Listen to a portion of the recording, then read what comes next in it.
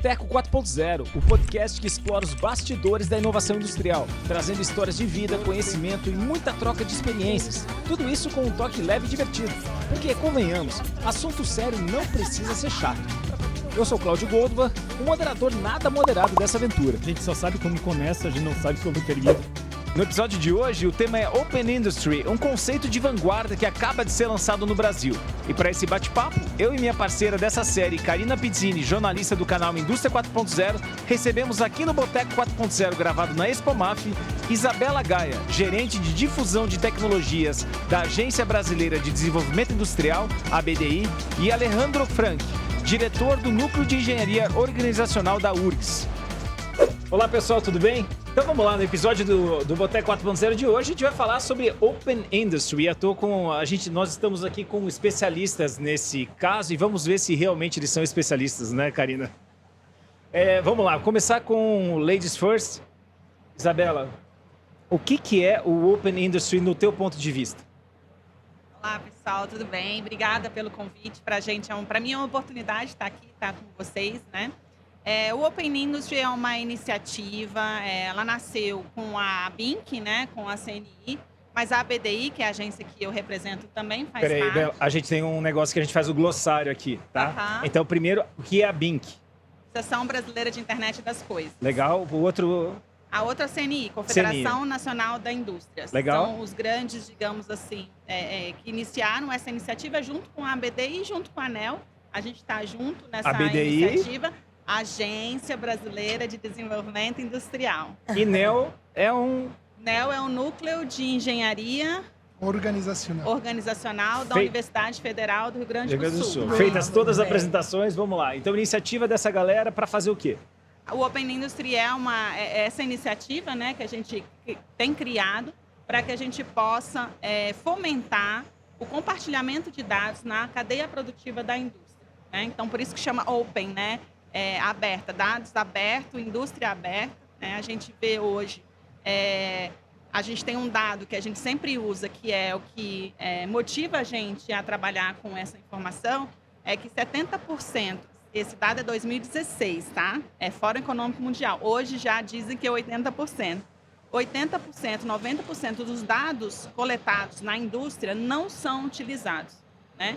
E a gente sabe hoje em dia, né, com o avanço da tecnologia, o quanto que a gente não poderia usar esses dados dentro da indústria ou na cadeia produtiva para aumentar a performance, né, a produtividade, a eficiência. Então, essa iniciativa é uma iniciativa justamente para a gente discutir a governança e instrumentos que possam ajudar a gente, inclusive em termos regulatórios, né, discussão da regulamentação, que possa ajudar a gente a criar um ambiente seguro, confiável para a indústria compartilhar esses dados de forma a gerar mais eficiência, digamos assim, na cadeia produtiva. Então, é um programa em que a gente visa fomentar esse tipo de iniciativa. Legal. Alejandro, quando a gente ouve em abrir dados, compartilhar dados, né? A gente, como pessoa física, a gente tem sofrido alguns reveses, né? Então, nós tivemos a influência, por exemplo, em eleições. Nós tivemos... eu não estou dizendo que eu sou contra, eu estou trazendo argumentos de quem está nos ouvindo pode estar pensando, né? E nós tivemos todos esses efeitos na pessoa física. Agora estamos falando, a pessoa jurídica, então, vai compartilhar seus dados, né? Então, qual a importância do Open Industry para evitar ou para, eventualmente, até promover mais dessa desgraça que a gente teve na pessoa física? Certo. A gente teria que pegar ali o que falou a Isabela e se perguntar se tem tantos dados na indústria, por que eles não são compartilhados ou por que eles não são utilizados, né? Uhum. Se existem dados, a princípio houve algum motivo pelo qual as empresas quiseram criar esses dados. Ou seja, normalmente a empresa começa... Como é que funciona na vida real? A empresa muitas vezes está vendo que ela está fazendo algum processo. Esse processo ele tem um potencial futuramente de ser analisado, ser melhorado, e a empresa começa a coletar dados, colocar sensores e tudo mais. Mas o problema começa depois, porque muitas vezes a mesma empresa ela não tem capacidade de abrir esses dados, de trabalhar todos esses dados, e aí começa a se criar aquele repositório quase que inútil dentro das empresas. E aí você cria aquela massa que que a Isabela falou dos 90% dos dados das empresas. Então a questão é, por que as empresas não compartilham? E o principal argumento que a gente promove dentro do Open Industry é que a falta de compartilhamento e de uso desses dados é por uma falta de confiança. Ou seja, eu não me sinto seguro a abrir os dados que eu tenho, logo esses dados não têm valor, porque estão ali mortos, estão parados, e eu sei que poderia abrir e outros poderiam criar valor com isso, mas eu não sei o caminho para que isso me deixe numa situação segura, né? E aí vem o grande ponto. Será que existe uma forma de a gente fazer uma indústria mais aberta, mas que dê uma confiança nessa abertura? E isso é justamente o que a gente tenta discutir e trazer dentro desse movimento do Open Industry. Como abrir isso sem perder essa confiança e essa segurança que eu teria na minha intimidade, falando como pessoa física, mas também na minha empresa, que tem também seu sigilo e tudo que ela tem dentro do seu mundo empresarial, né? Ouvindo vocês, eu fico pensando na alfabetização de dados. A indústria brasileira, ela está alfabetizada para usar esses dados? Porque o medo, muitas vezes, essa falta de confiança, vem justamente de como essa coleta de dados é feita, de que maneira ela é assegurada, ou a pessoa física ou jurídica se sente assegurada de que esses dados estão sendo usados para os propósitos que são colocados para elas, né? Então, eu queria voltar um pouquinho. Vocês acham que a indústria, as pessoas estão alfabetizadas para o uso de dados no ritmo que a tecnologia e a própria produção está exigindo das pessoas e das indústrias? Uhul! Esse foi um dado que vazou. Então, Karina, vou responder depois você... Sim, fica à vontade. Estamos no boteco aqui. É uma pergunta difícil, você viu? Eu prometi pra Bela que eu não ia fazer pergunta difícil. Exatamente, né? mas eu pedi pra Karina fazer. A pergunta é bombástica, por isso que teve esse barulho, entendeu? Faz parte da, né? Enfim, da trilha sonora aqui do podcast. Então, a gente estava, inclusive, agora num painel discutindo essa questão da digitalização. Vamos falar de Brasil, né? Então, a gente tem um dado da própria CNI de 2021, um relatório, o último relatório que a gente tem, que hoje em dia não, né?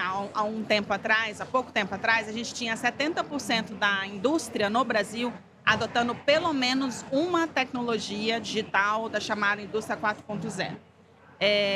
Se a gente for olhar pequenas e médias indústrias, né, a gente tem um grau de maturidade ainda de adoção de tecnologia muito baixo, né? É lógico que a gente está evoluindo, que a gente está avançando, a BDI tem relatórios nesse sentido, mas a gente vê, assim, num grau de maturidade de 0 a 5, por exemplo, a gente está no 2, a gente está no 3, muito intermediário ainda, né? Então, isso mostra que, apesar dos avanços, né, que a gente tem tido na digitalização no país, ainda são muitos os desafios.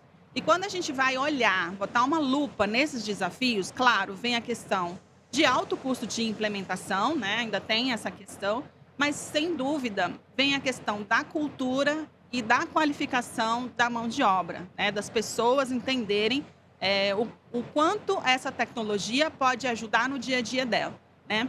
O papel da BDI tem um pouco disso, da gente mostrar, né, o retorno do investimento, o payback. Afinal, a tecnologia ele é meio para você alcançar algum resultado. É produtividade, é eficiência, é sustentabilidade, é competitividade. Então, a gente precisa mostrar isso. E com o Data Space, com o Open Industry, não é diferente, né? Então, acho que a gente está trazendo, esse é um movimento que tem crescido bastante na Europa, nos Estados Unidos, mas também na Ásia. Eu tive recentemente lá no Hannover Messe, a gente vê que é um assunto de tendência, a gente sabe dos potenciais que isso pode trazer, mas, de fato, ainda é um assunto que precisa ser discutido, disseminado, e está aqui a gente com um estudo. O nosso objetivo é criar um business case, é a gente mostrar um case na prática de como que isso pode ser feito para que a gente gere dados. Dados em cima de dados, né? Justamente para a gente fazer essa alfabetização. É um processo, mas é um grande desafio, mas, por outro lado, é uma oportunidade, né? Já que a gente está junto com a universidade, com as associações, aqui dentro da feira, trabalhando junto com as empresas, né? É uma oportunidade para a gente desenvolver essa temática, entendendo as tendências e a oportunidade e a importância disso. Eu queria só fazer um comentário mais. Acho muito boa pergunta da Karina, porque tu perguntaste se se as empresas estão letradas, por assim dizer, para trabalhar com dados. Mas a grande pergunta seria, será que nós mesmos estamos letrados, nós, pessoas físicas? Porque as empresas são um reflexo do que nós mesmos somos. Ou seja, quando a gente está falando desse mundo de dados hoje, as pessoas expondo suas próprias vidas dentro das mídias sociais sem saber as consequências futuras que a gente vai ter. Então, quando a gente vai para o ambiente da empresa, a gente tem um cenário talvez um pouco mais restrito, porque, claro, a gente está representando uma entidade, mas a empresa também não tem tanta consciência, por exemplo, de quanto que ela pode usar. Estou falando empresa padrão brasileira, né? Não estou falando da multinacional, empresa médio porte, pequena empresa no Brasil, que não tem uma equipe de TI, não tem todo um treinamento de segurança de dados e tudo mais. A empresa está simplesmente operando, matando incêndios do dia a dia, e ela gera dados, mas ela não sabe muito bem as consequências disso.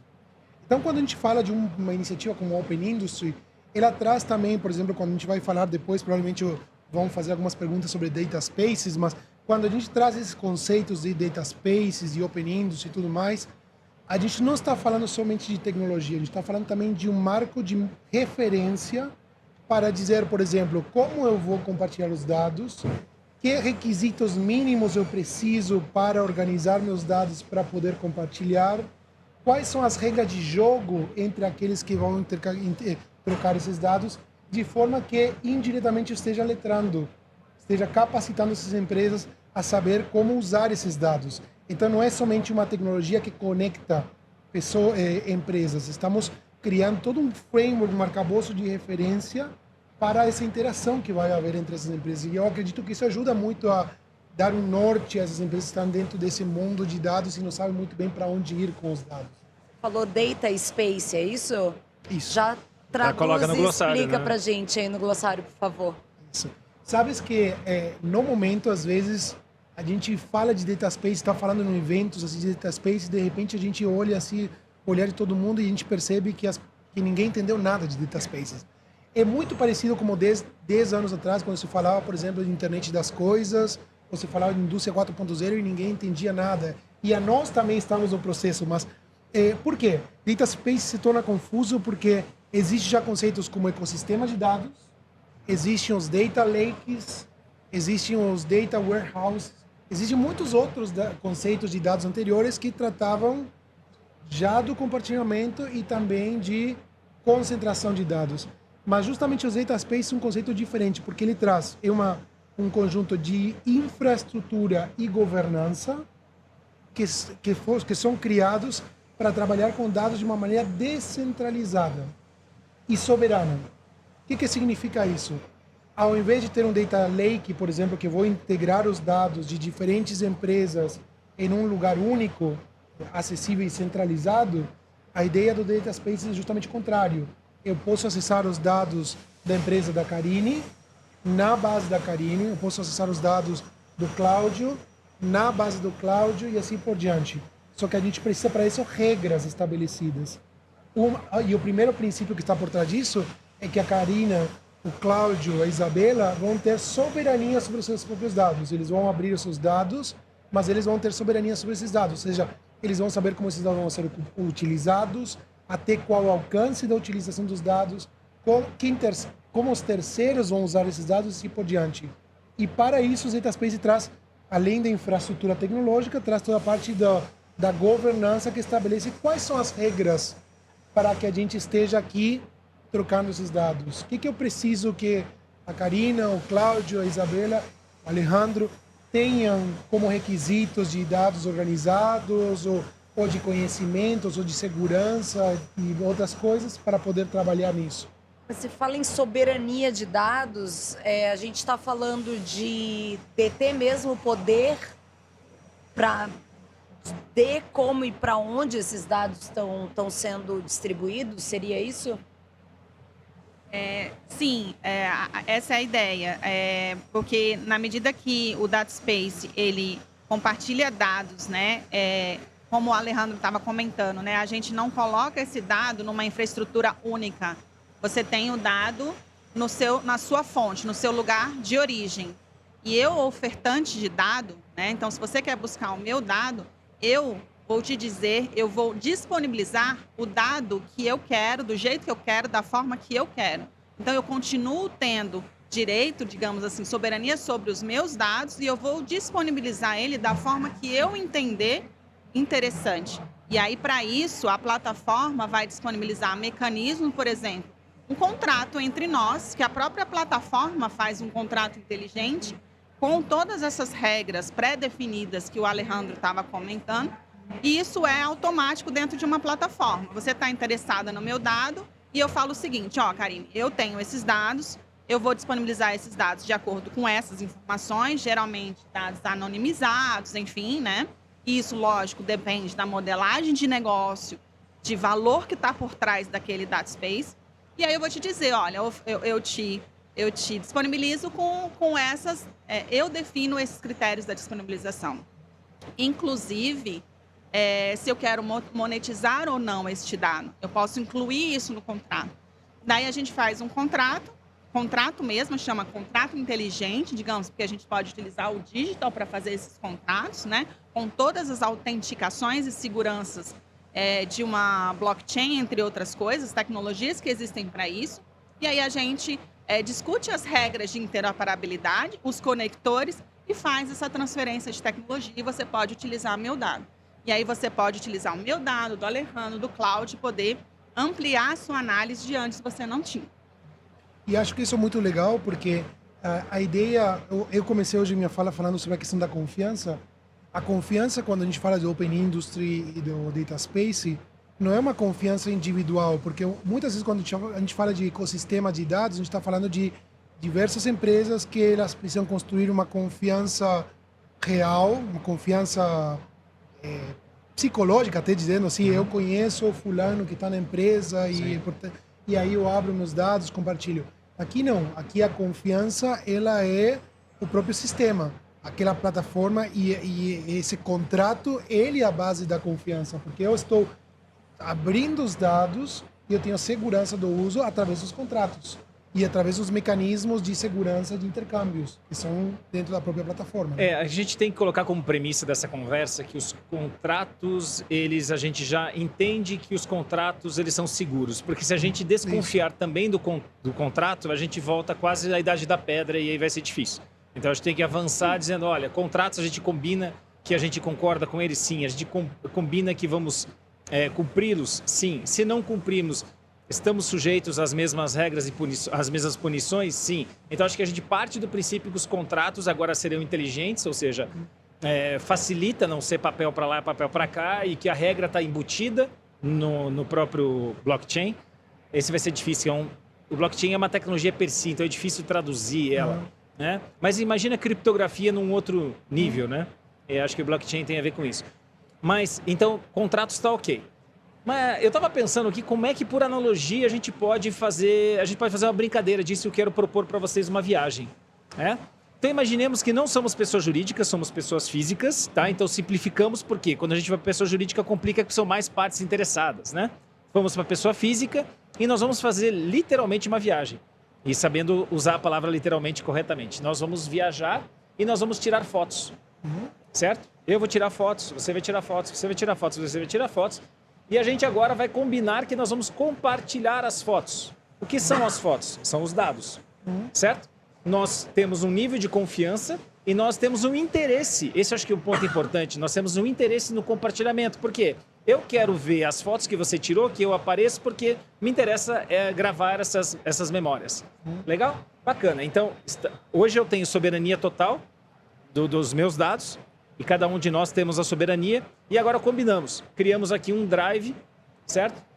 E nesse drive a gente combina, então, que nós vamos subir as fotos. Legal? Bacana. Vamos pensar que a gente está usando o conceito de Open Industry, certo? Vamos aplicar o Open Industry nesse rolê, nessa viagem, tá?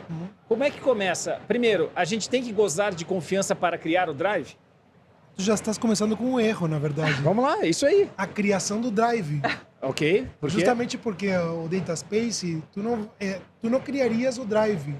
tu criarias o acesso, vamos supor assim, falando no conceito de Drive, de todas as ferramentas que a gente usa, do OneDrive, G-Drive e tudo mais, é como tu abririas o teu link para eu acessar a tua pasta. Excelente. Então, vamos Ou lá. seja, Olha, nós primeira estamos criando uma lição. pasta comum. Primeira lição.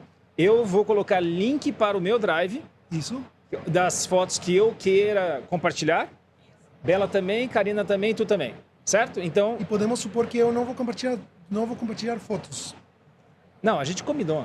Não, Não. mas- Cola Se- na minha analogia. Não, mas Senão- se a gente combina, a gente poderia combinar que vocês três, mas é um combinado a gente faz. Alejandro não gosta de tirar fotos, mas Alejandro gosta de ser digital influencer de viagens e Alejandro quer usar as fotos. Ah, ok. Diferentes cloud. interesses. Ok, tem diferentes Isso. interesses, ok. Nós não precisamos todos nós termos Não, um único entendi. interesse. Não, beleza. Então, nós temos três têm interesse de compartilhar as fotos e tem tem o interesse de consumir essas fotos. Exatamente. Beleza? Ficou melhor a analogia.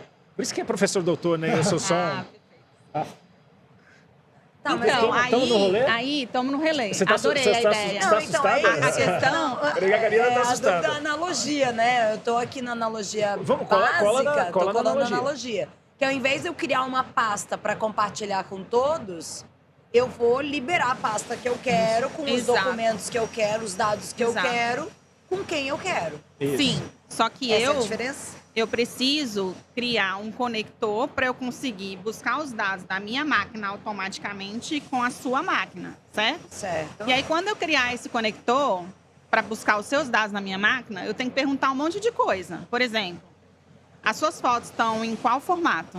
Tá JPEG, tá GIF, tá o quê? Porque assim, a minha máquina só entende JPEG. Se você tirar como GIF, eu não vou conseguir ler, entendeu? Ok. Então, quando a gente fala assim, definir padrões de interoperabilidade, alguns tipos de padrões, quando a gente fala isso olha só, vamos fazer um combinado? Data Space é um combinado. Todo mundo vai tirar foto JPEG, por exemplo, entendeu? E aí a gente já começa a criar certas regras para que a gente possa compartilhar esses dados, né? E facilitar esse processo. Tá legal. E tem não só o formato, mas a qualidade. Por exemplo, qual é... Vai subir em alta, vai subir em baixa. Qual resolução? Certo. Uhum. E o que garante, por exemplo, Cláudio, que você não vai disponibilizar, o Karine ou o Alejandro, uma foto que tem conteúdos Vai acontecer. entendeu? Não Inapropriados. apropriados, que isso pode trazer um problema para minha área, entendeu?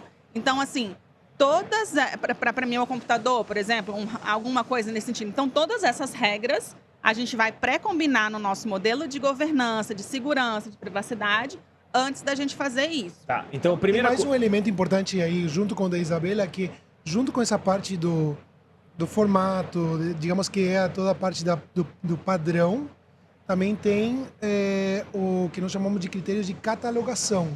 Porque, por exemplo, talvez o Cláudio usa só o nome de cada foto é simplesmente o nome do que ele baixou na câmera. Já a Karina já coloca Uma Foto descrição Europa da- 1, Foto Aham. Europa 2, Foto Europa 13, que assim por diante. Então, outra coisa que se fala é da catalogação. Precisam ter alguns critérios mínimos de catalogação de dados, de forma que também tenha essa troca que cada um entenda, porque posso ter até no mesmo formato, padrão e tudo mais, e a identificação do dado não é possível, porque cada um tem um todo super organizado, outro tem simplesmente jogado ali. Então, também tem isso. Isso também é parte do Data Space. Então, então é o seguinte, se a gente juntasse tudo, quer dizer, se ficasse só comigo, eu poderia chamar isso de Data Lake. Porque só eu tenho interesse sobre aquilo, a soberania é 100% minha e eu não preciso de conector com ninguém. Isso seria o meu Data Lake, seria meu álbum de fotos. O Data Certo? Lake seria o compartilhamento de nós todos juntos, Isso num drive único. num drive pois único. é, Ou poderia ser ter um data warehouse. É seria aí que tá, porque uma o Data Lake eu vejo que a gente leva menos em consideração soberania, porque é quase que um consenso, pelo menos na minha cabeça, checando aqui, o Tico falou pro Teco sim, que assim, que é 100% é meu, então eu não tenho essa questão de governança e soberania, que a governança eu e a soberania é meu, ponto. Quando eu tenho o Data Warehouse, que seria o grande repositório, o grande armazenamento, aí eu seria o drive que a gente falou agora há pouco. Então, esse rolê que cada um tem essa parte compartilhável com regras, seria esse Data Space. Então, Isso. nós teríamos criado um Data Space. Eu não sei Ou se nós estaríamos usando um data space para os Só que nossos o interesses? ponto é que eu tô olhando aqui a mesa e como tu tá fazendo o desenho, que provavelmente nos podcasts o pessoal não vai ver o desenho na mesa. Vamos, as câmeras estão aqui, ó. Só que o pessoal pode imaginar, aqui somos 4 pessoas e o Cláudio tá fazendo um círculo no meio. Não, a galera vai assistir. Perfeito. Cronograma. Só Mas vamos- dados me dizem que as vamos- pessoas mais assistem do que ouvem. Vamos Impressionante. considerar que tem alguém num carro e tá ouvindo. Boa. E assim, somos 4 pessoas e o Cláudio tá fazendo um círculo no meio e ele tá dizendo, criamos o data space. E eu discordo disso, porque o círculo estaria por fora de nós Ok. 4. Ou seja, cada repositório nosso individual está dentro daquilo que nós denominamos como data space. Ok. É um E- combinado maior. Exato. A gente exato. Onde nos ocupa... Ele não tem envolve fronteira? totalmente Não a tem fronteira. limite? A fronteira é a pasta do teu drive que tu decidiu abrir. A partir das regras em comum que a gente estabeleceu. Não, mas aí tem essa fronteira de cada um, mas aí como se fosse pensar nesse grande círculo, para mim estariam digamos, os estados, os países que adotam aquele data space. Entendi a pergunta. É Isso, que, na verdade, obrigada. existem muitos data spaces. Aí entramos em outro aspecto que é o aspecto nacional dos data spaces. Vamos pegar a Europa, que está um pouco mais avançada. A Europa tem, em termos de governança, nível macro, meso e micro. No nível macro, existem várias iniciativas de data spaces. Por exemplo, o Gaia X. Da Da dinastia. minha família, Gaia, da minha família família. Isso. Dentro do Gaia X, que é uma iniciativa europeia, a Gaia X não é um data space. Dentro dele existem vários projetos de data spaces, como por exemplo Catena X, Manufacturing X. e que tem vários outros isso aí. Então, cada data space ele tem um objetivo específico. Tem um data space de cadeia de suprimentos, outro de sustentabilidade, tudo. O que se pensa no futuro que pode acontecer é termos data spaces de data spaces, ou seja, ter, por exemplo, depois de que eu tenho um data space de sustentabilidade, outro de manufatura e assim por diante, eventualmente começar a ter interconexão entre eles também com essas regras de segurança. Mas ainda não estamos falando de uma soberania nacional, ou seja, estamos falando por propósitos dos usuários e dos produtores desses dados, owners desses dados. Poderíamos um dia ter um super data space nacional? Conceitualmente seria até possível, mas não é isso que está se falando hoje em dia. Não sei se tu me corrige. Na verdade, eu estou mais no micro e a Isabela está muito mais no macro. Então Não, mas talvez ela tenha essa muito discussão mais é a- extremamente importante, porque a gente quer olhar lá para a aplicação prática, ou seja, para a cadeia de suprimentos, que ela é global, então ela complica quando você pensa em fronteiras nacionais, porque afinal de contas, mas é uma peça que está sendo fabricada no Brasil e ela vai ser consumida, vai ser montada num veículo na Europa. Ela está ultrapassando fronteiras. Isso. E ela precisa estar dentro do mesmo data space, senão, afinal de contas, a gente vai ter mais um padrão. Mas daí faz. Enquanto vocês estão falando, eu estou tentando imaginar dentro da proximidade que eu tenho com outras realidades que me parecem mais próximas, que é o Gov digital, né? Que cada ano a gente tem uma integração maior. Seria mais ou menos isso que você falou? Então, a gente teria uma integração, se eu tenho esse data space com essa fronteira do país, né? Então, nós temos todos os dados dos cidadãos sendo integrados de maneira diferente em diferentes verticais. A gente vai ter com a saúde, vai ter com INSS, vai ter com, daqui a pouco, o Detran, dos estados, integrados com dados federais, até com o passaporte. Todos esses dados eles vão estar interligados dentro de um grande espaço. Seria mais ou menos isso dentro de uma lógica de interesses e verticais, vou colocar assim? Olha, Para que eles possam vejo- conversar entre si? Essa é uma Eu boa vejo pergunta, o que ela seguinte. pega no macro agora, né? Sim. E assim, a gente está ali delimitando. Legal que a gente. Vai lá. Eu vou dar minha opinião aqui, pessoal, CBF, sobre isso. Assim, o que eu vejo? Assim, acho que o Gov é um bom exemplo, né? A gente tem hoje, como você falou, né? O GovBR sendo uma plataforma hoje bem avançada. Se você entrar e verificar, eles já fazem muitas integrações de dados. Mas, geralmente, as integrações que eles têm, e por falar de integração, a gente faz integração em muito compartilhamento de muitas áreas até hoje, né? Mas os dados que eles têm são compartilhamentos, geralmente, de dados públicos, digamos assim, entre dados governamentais, entre dados públicos. Acho que um próximo passo, inclusive, isso dentro do próprio governo está sendo discutido, um próximo passo que talvez o DataSpace possa habilitar e facilitar é você juntar dados públicos com dados privados, e eu não estou falando da pessoa física, talvez, Sim. entendeu? Mas da pessoa jurídica também, entendeu? Porque muitas vezes, por exemplo, no agronegócio, que a gente fez um estudo específico para isso, né?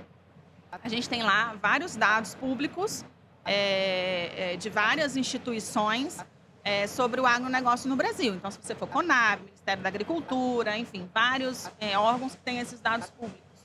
Mas se você olhar para dentro da fazenda, os dados de produção, de eficiência, da gestão da propriedade, esses dados não existem.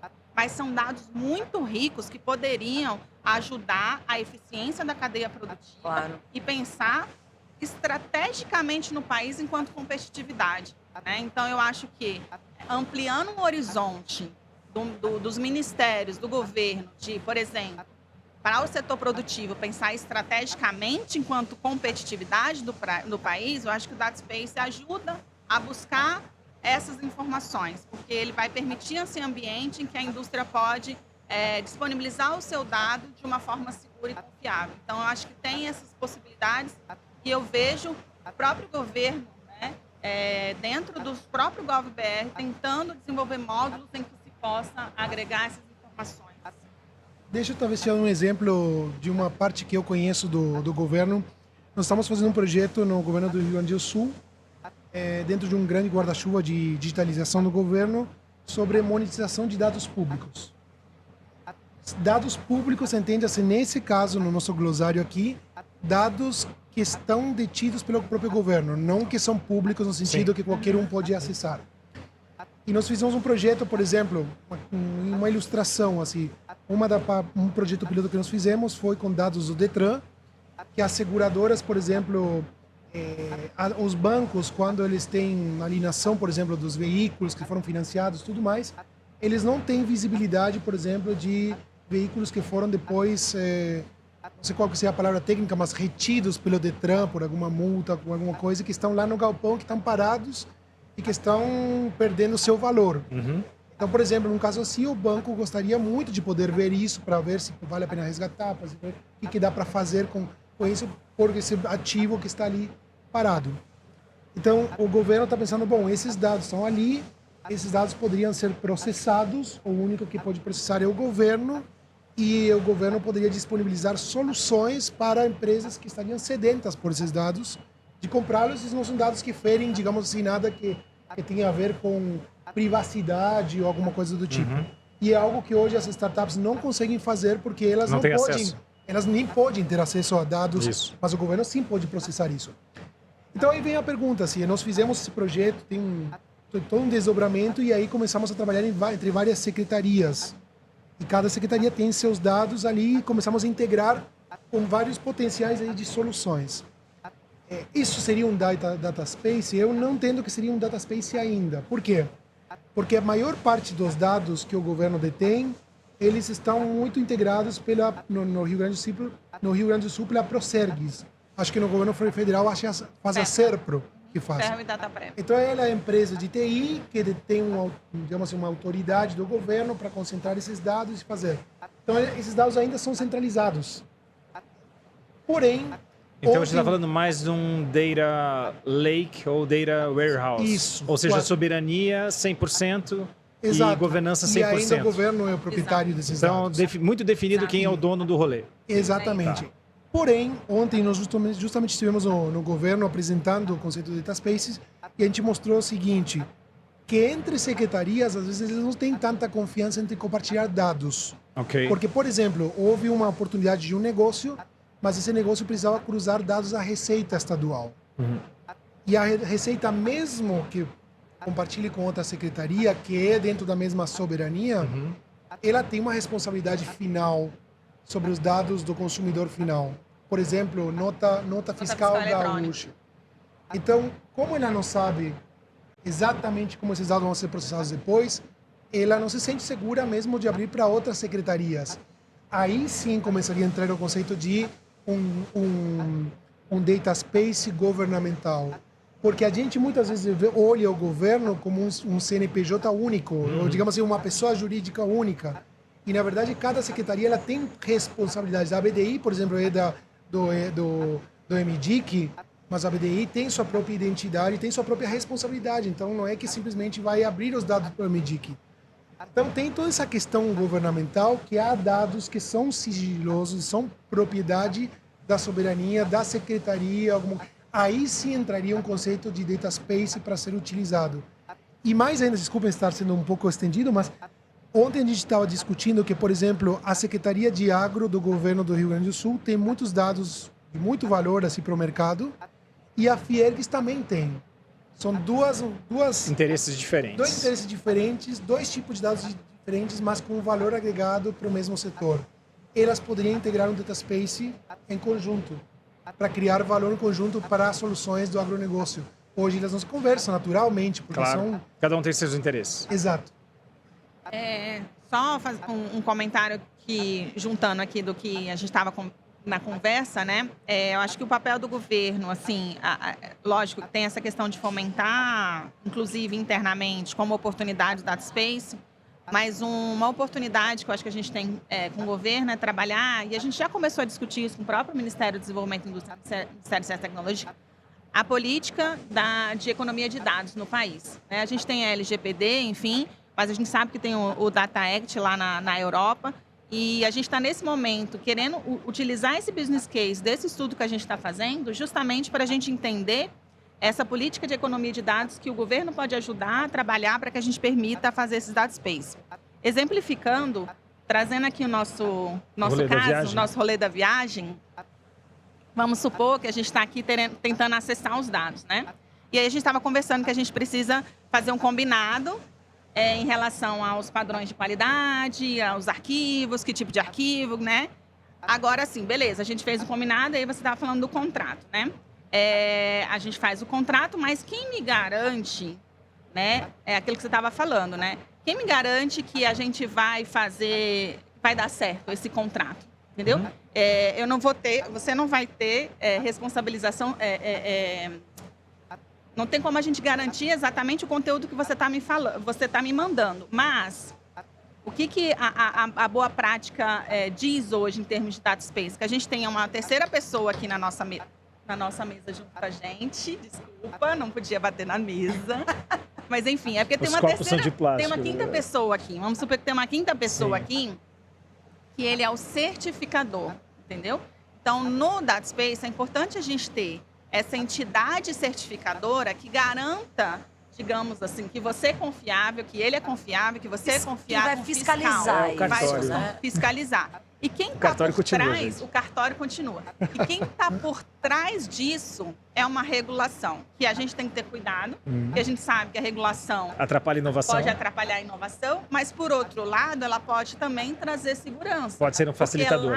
Exatamente, porque é lá na regulação onde eu vou estabelecer quais são esses níveis de segurança que a gente tem que ter, os critérios de segurança que a gente tem que trabalhar, os níveis de penalização em caso você me mande, né? Enfim. Então, tudo isso acho que é uma questão que também o governo pode ajudar e evoluir nessa discussão para que esses data space sejam desenvolvidos. Eu estou muito curiosa sobre a questão da regulação e fiscalização por causa dos interesses e das discussões que a gente já vê acontecendo nos Estados Unidos e na Europa, fervorosamente, se tornando debates políticos e bandeiras políticas de lados opostos, que usam disso como uma arma para trazer um caos político e, enfim, influenciar nos interesses dos seus opositores. Na prática, dentro da proposta do Open Industry, como isso aconteceria? Existe essa barreira também dentro dessa lógica? Isso iria para uma instância política também? Eu vejo assim, eu não vou falar pelo Open Industry como um todo, né? Enfim, acho que a BINC também e a CNI estariam juntos, mas hoje é uma pauta que vai ser discutida e eu acredito que seja muito uma pauta de ministério, de Ministério do Desenvolvimento e Indústria, Ministério de Ciência e Tecnologia. Então, acho que é uma pauta de ministério, é uma pauta regulatória, né, que eles têm o mandato para isso. E, claro, depende de todo o processo de instrumentos regulatórios para ser desenvolvido. Talvez uma consulta pública, talvez, enfim. A gente tem todo o ciclo, né, do desenvolvimento de regulação no país, né? Então, acho que segue mais ou menos esse rito e acho que deveria, mais ou menos, o caminho seria esse. Talvez acrescentando isso, não sei se vocês lembram hoje que eu falei que quando a gente fala de governança, existe uma macro, meso e microgovernança.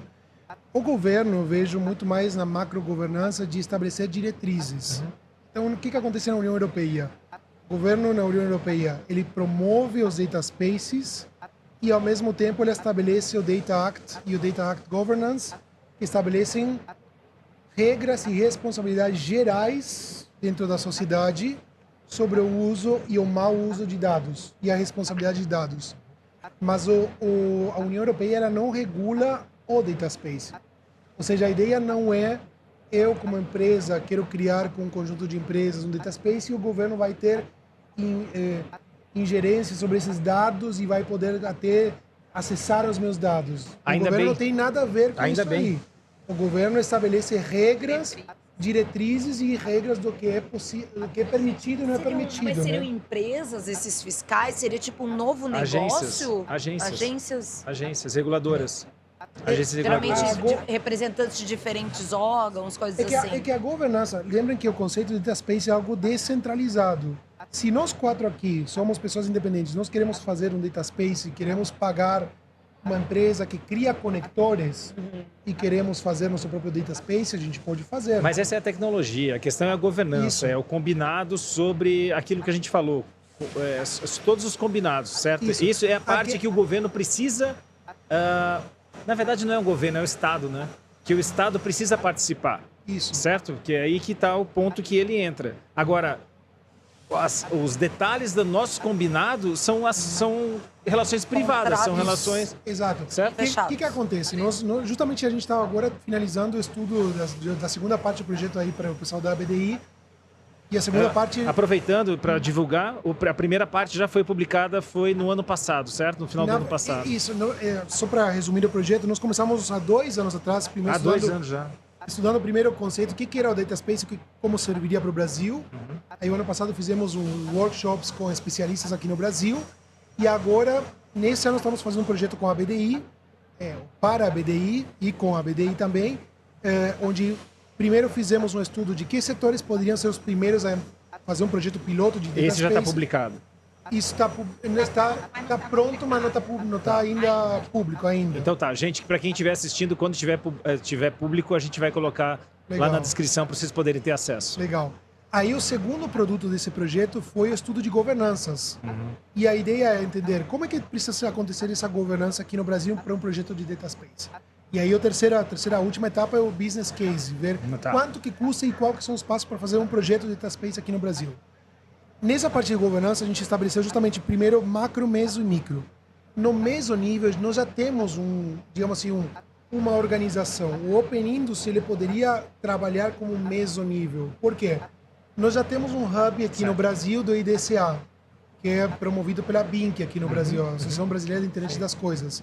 Esse hub ele representa a Associação Internacional dos Data Spaces. Essa associação internacional ela já tem padrões de referências, já estabeleceu os critérios de data space, ou seja, a gente não precisa reinventar a roda. Eu acho que ela não tem padrões, ela tem arquitetura de referência. Arquitetura, perdão, essa é a palavra certa, arquitetura de referência, isso aí. Então a gente tem essas diretrizes macro do que fazer. Isso estaria no mesmo nível. O business case seria o menor nível, certo? O business case exatamente, estaria para o menor. Só que o meso interfere porque, por exemplo, a BDI também tem potencial no nosso estudo de estar no meso, como um Open Industry. Certo. IDCA, o Hub IDCA no Brasil, a BDI e outros que tenham esse perfil de promoção de data spaces específicos. Ok. Específicos. Então, e o macro a gente entregaria para o Estado? O macro é o Estado, que é regulatório. Certo. LGPD... Ele tem mandato para tal. É o único que tem mandato para tal. Para dados, no sentido que seria um Data Act. LGPD é pessoa física. No micro, estão as governanças micro, que são essas, por exemplo, uma associação, a BIMAC, a BINI, outras associações industriais que vão dizer, nós queremos fazer um data space com essa cara aqui, mas a gente vai seguir as regras do IDCA, então vamos estar no meso junto com a BDI, com o IDCA e tudo mais, e temos que nos submeter ao macro, que é o governo federal, com as leis que foram estabelecidas com compartilhamento de dados. Mas no micro, a gente estabelece nossa própria governança. Quem que vai ser o ator neutral ali no meio, que vai articular, por exemplo, uma entidade representativa, qual que é o padrão de referência, qual que é o conector que a gente vai contratar.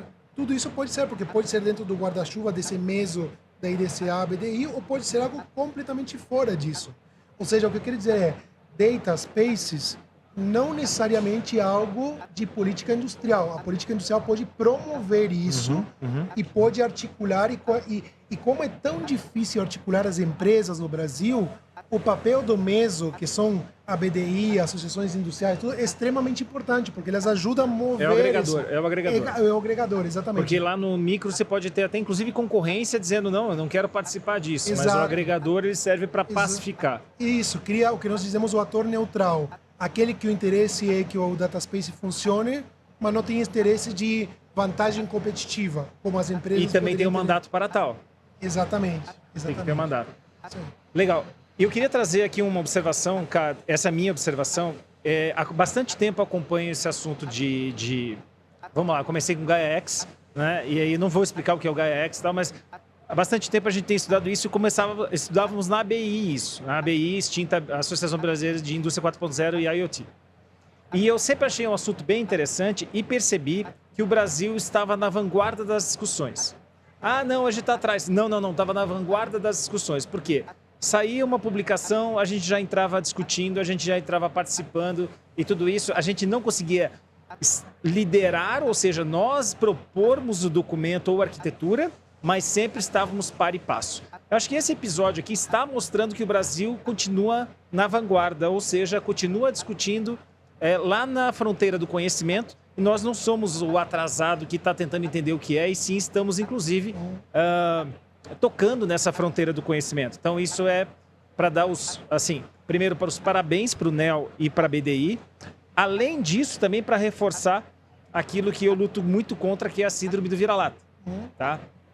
E tocando nisso, eu normalmente não dou minha opinião nos episódios, mas eu gostaria de trazer um outro ponto de vista, que quando a gente olha pela métrica da Acatec, tá? A gente realmente tem níveis de maturidade diferentes.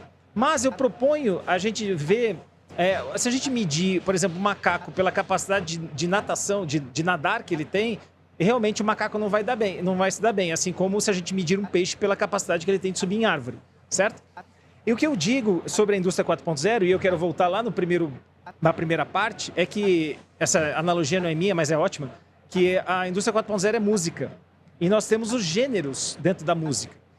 E da mesma forma que lá atrás foi proposto uma música, né, em 2011, na Hannover Messe e tal, a Alemanha adotou, será que adotou mesmo? De um jeito, o Brasil adotou de outro. Ou seja, são gêneros diferentes. Vamos pegar aqui pela musicalidade que nós conhecemos, nós temos a música clássica europeia, Bach, Richard Wagner e assim por diante, Chopin.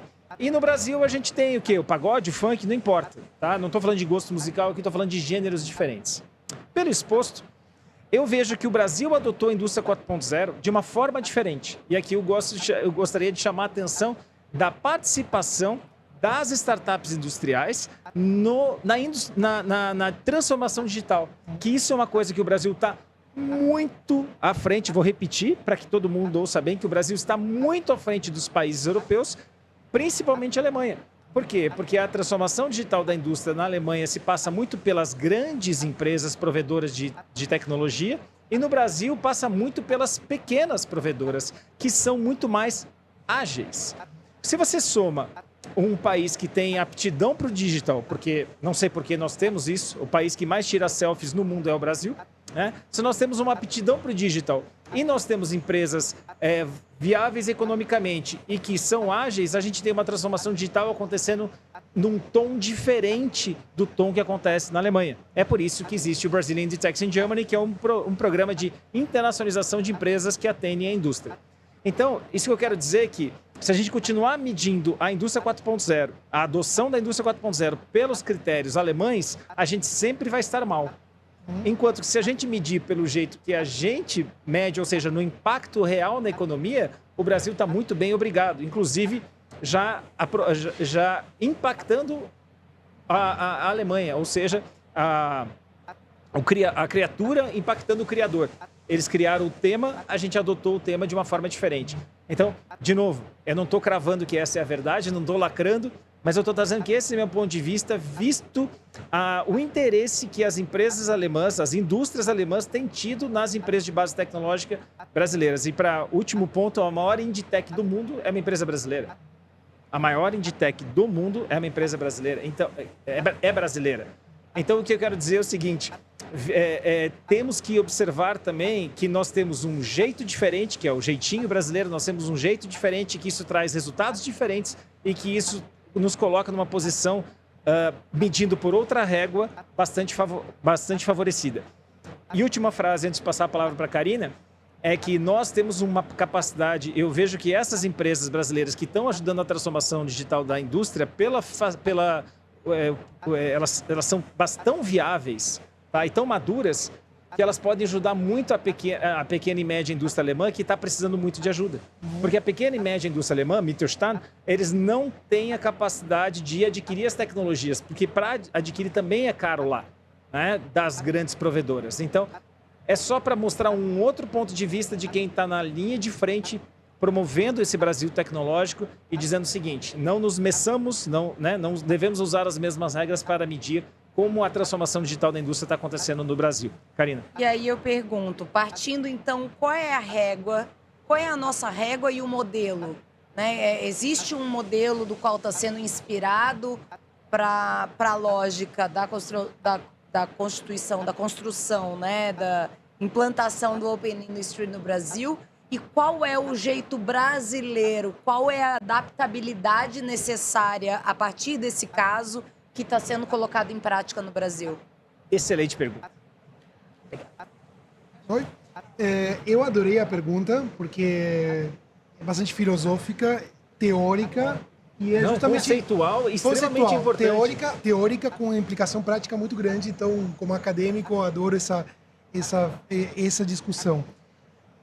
Desde o início da indústria 4.0, nós no NEO, com nossas pesquisas, sempre defendemos que o modelo alemão, ele olhava, por exemplo, a KTEC, que é o modelo mais utilizado na Alemanha, ele olhava o nível mais avançado de maturidade industrial, de digital, como capacidade autônoma. Autonomicidade. Autonomicidade. Nível 6. E aí a gente se pergunta autonomicidade do quê? E aí diz um sistema autoconfigurável, autoadaptável, tudo, o que implica que não precisa tanto do ser humano. Exato. E aí, quando a gente olha a fábrica brasileira, ele é uma fábrica onde o mix de produto é extremamente alto. Porque o empresário ele não consegue se dar o luxo de ter uma planta totalmente automatizada e dedicada a uma linha de produto para fazer grandes volumes, economia de escala e colocar no mercado. Bingo. A previsibilidade é muito maior, era muito maior na Alemanha. A previsibilidade era muito maior na Alemanha do que era no Brasil. Como é que você pode pensar no mesmo planejamento e controle de produção? Isso. Certo? Então eu digo, sempre defendi essa ideia que o modelo brasileiro de indústria 4.0 é um modelo que precisa olhar muito mais do que a produtividade, a flexibilidade operacional. A adaptabilidade. Porque eu tenho muito mix de produto muito grande e eu preciso, aquele investimento que é caro, aquela fábrica que é limitada para mim, eu preciso tirar o máximo de suco possível dessa fábrica. Como é que eu faço isso? Pessoas.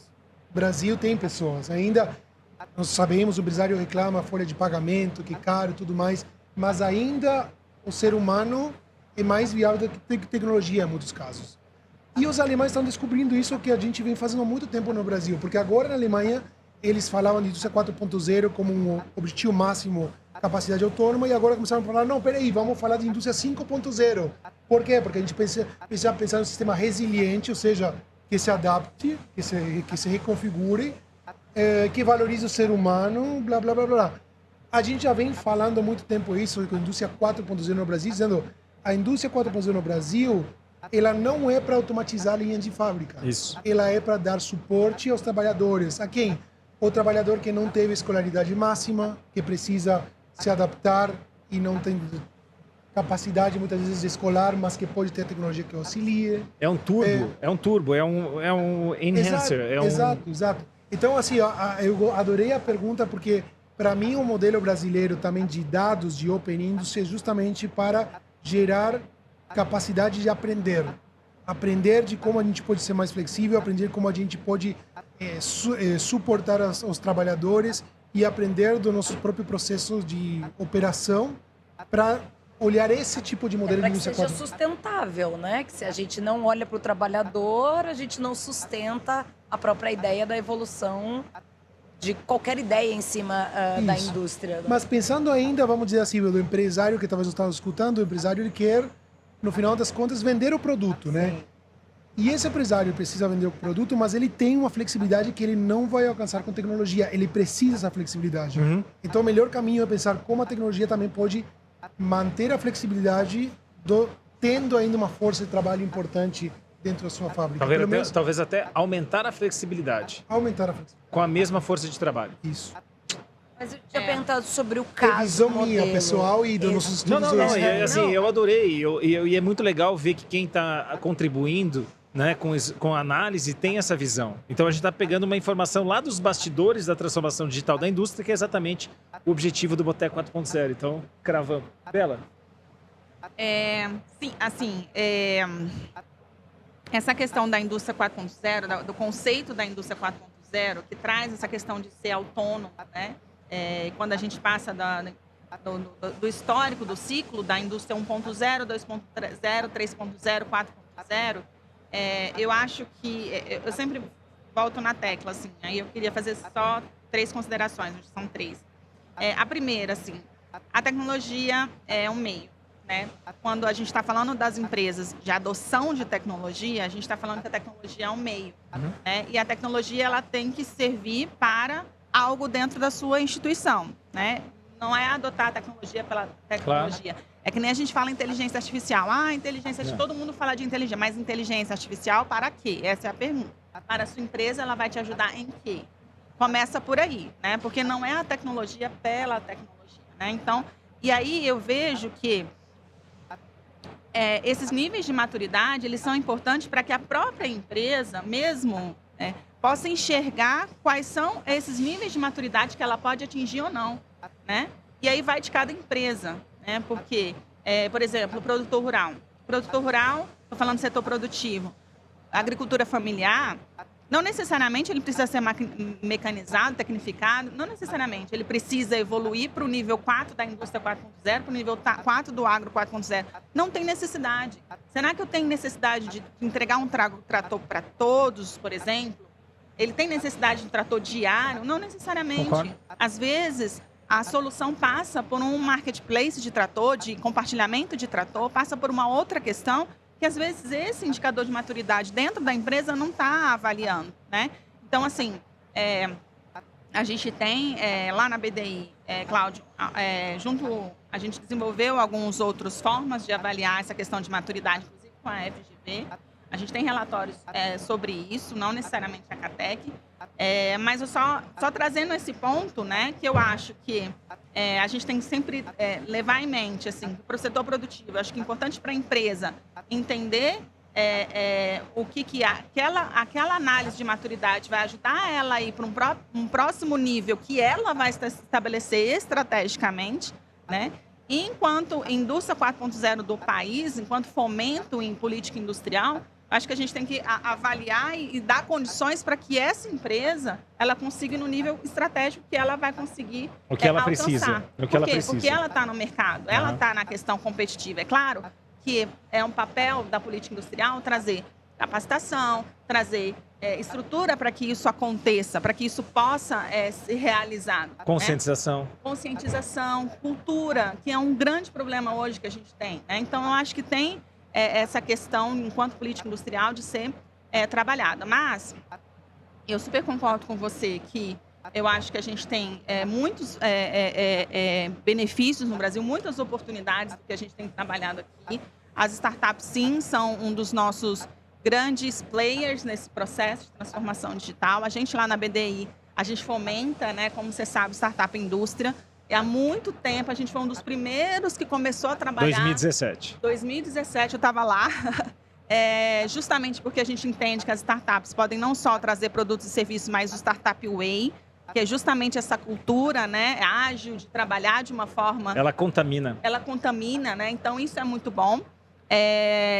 Mas a gente, sim, ainda tem desafios de infraestrutura e, principalmente, eu acho que as startups, por mais que elas ofereçam também software, serviços e tal, mas a gente tem uma questão de hardware também, né, que eu acho que a gente também tem a evoluir. Se a gente avaliar, por exemplo, os indicadores de robótica, 50% do robô que é produzido e adotado é China. O Brasil é 0,38% do mercado de robô do mundo, né? Então, a gente tem coisas para avançar quando a gente fala de infraestrutura, quando a gente fala de hardware, quando a gente fala de participação em normatização, né? Porque muitas vezes a gente participa da discussão global como ouvintes, né, de normatizações. Então, isso são coisas que eu acho que a gente tem que estar antenado e participando, mas sempre com essa visão de que sim, a gente tem uma pauta positiva, nós temos muitas coisas que já foram feitas e indicadores bons para trazer para a mesa. Inclusive, quando você falou de Hannover Messe, ano que vem, né? O assunto é Brasil, estamos juntos. Né? O país convidado é Brasil e a discussão atual né, de que forma que a gente vai levar o Brasil para o mundo na Hannover Messe. Qual é a estratégia que a gente quer levar para contar essa história de forma positiva que você está comentando. Karina, Posso quer fazer fechar? mais uma? Não, eu acho que você pode. Eu tenho... Não, a gente tem que fechar. Tá bom. Eu fiquei curiosíssima. Eu vou te perguntar em off depois. Bom, eu fechar então? Bom, vou fechar então dizendo que eu fiquei com várias dúvidas. É bom, né? Talvez tenhamos um desdobramento desse episódio. Eu acho que a gente precisa produzir uma matéria sobre isso, né, Cláudio? A gente precisa trabalhar mais essa ideia. Bom, queria agradecer então a presença de vocês. Queria perguntar a pergunta clássica do Boteco 4.0 antes da gente encerrar.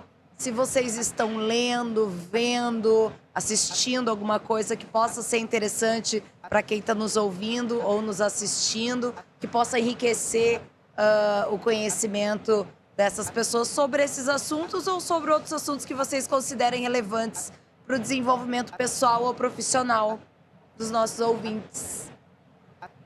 Bom, eu estou fazendo um doutorado neste momento. Então, minhas leituras ultimamente são só artigos científicos, né? Mas, assim, vou no tradicional mesmo, assim, nada muito inovador, diferente, mas tem me despertado muito interesse a gente discutir, e eu tenho lido bastante, quais são os perfis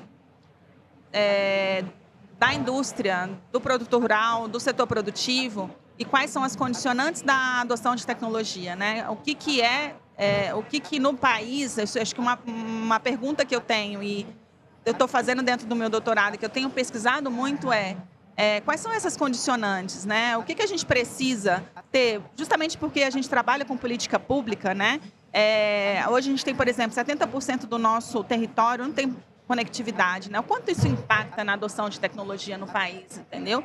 Então, quais são essas condicionantes? Como que a gente pode mencionar essas condicionantes da adoção de tecnologia? E a gente tem muitos artigos hoje sendo publicados, inclusive o livro que a gente fez agora, o Agro 4.0, uma iniciativa nossa, USP.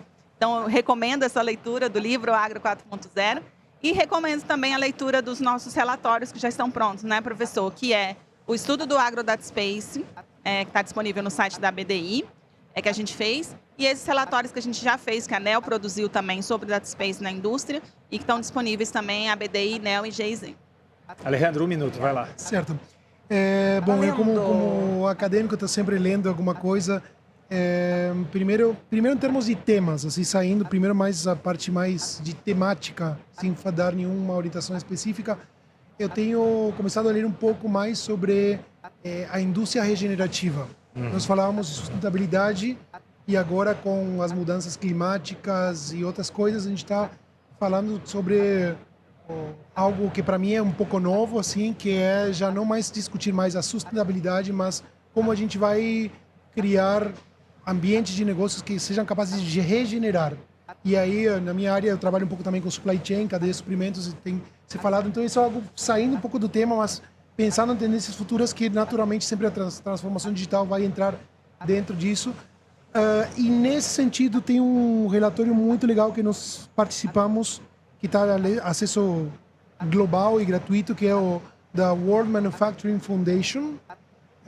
Nós participamos também com um dos capítulos deles, que é sobre a manufatura nesse novo cenário de regeneração. E a gente trabalha muito sobre os tipping points, que são pontos de irreversibilidade, para pensar assim, como é que vai ser o cenário mundial e como isso vai impactar socialmente, manufatura e tudo mais, a partir dos todas as mudanças que a gente está vivenciando, né? Acho que um ponto bem interessante que é para abrir assim, a cabeça e para conectar talvez com todos esses pontos aqui. Sobre a parte mais de dados, eu recomendo tudo que puderem ler de um acadêmico chamado Michael Cusumano e Annabel Gebauer, que eles têm um livro chamado The Business of Platforms e depois tem outros livros mais todos sobre plataformas. E eles analisam muito como tanto plataformas de negócio como também industriais têm mudado muito esse mundo de dados. Acho que é super relevante. Michael Cusumano é minha referência, assim, eu tenho lido tudo que ele tem feito desde a época do Lean Manufacturing até hoje. Ele passou por todos os grandes movimentos industriais e hoje tudo que ele publicou e trabalhou de livros sobre dados. São sobre dados e vale muito a pena ler. Um autor do MIT, recomendo muito. Legal. Cá, fechou? Acho que sim, né? Já que você mandou. Não mando, eu só peço. Fechou, gente. Obrigada pela participação. Aprendi muito e com certeza voltaremos a nos falar em breve. Valeu, gente. Até a próxima. Obrigada, gente. Obrigada pelo convite. Você acompanhou o Boteco 4.0, que tem apoio da Vertical Manufatura 4.0 da ACAT e do canal Indústria 4.0. Curta e compartilhe nosso conteúdo, disponível no Spotify, YouTube e LinkedIn.